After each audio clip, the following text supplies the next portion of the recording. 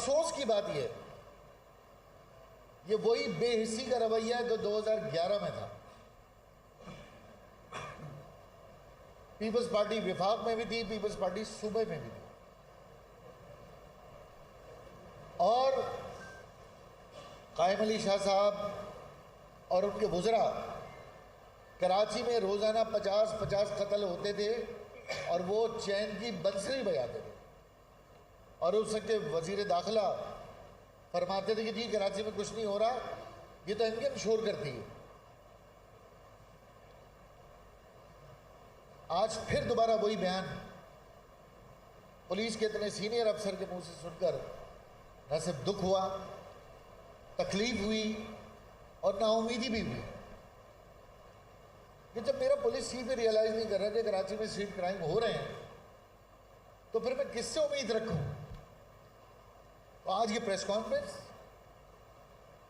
उस रद्द-ए-अमल पर है कि कराची पुलिस के होने के बावजूद लावारिस है।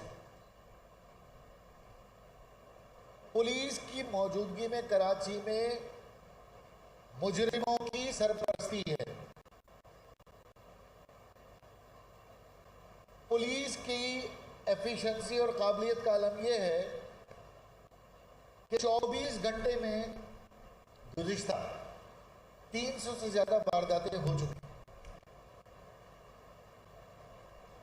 पुलिस की कारकर्दगी और वज़ीर आला सिंध की कारकर्दगी, जो कि होम मिनिस्टर भी हैं मुराद अली शाह साहब, अच्छा ये समझ नहीं आता कि मुराद अली शाह साहब को होम का महकमा अपने पास रखने की क्या ख्वाहिश है। ना आपसे होम चल रहा है ना आपसे सिंध चल रहा है। या तो होम मिनिस्ट्री किसी को दे दें।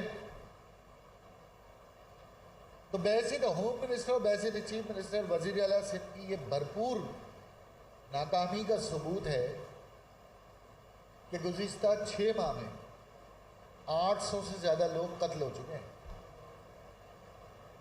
और किस बात पे कत्ल हुए? मोबाइल छीनने पर, रेज़नी पर। इसमें बच्चे भी हैं, औरतें भी हैं।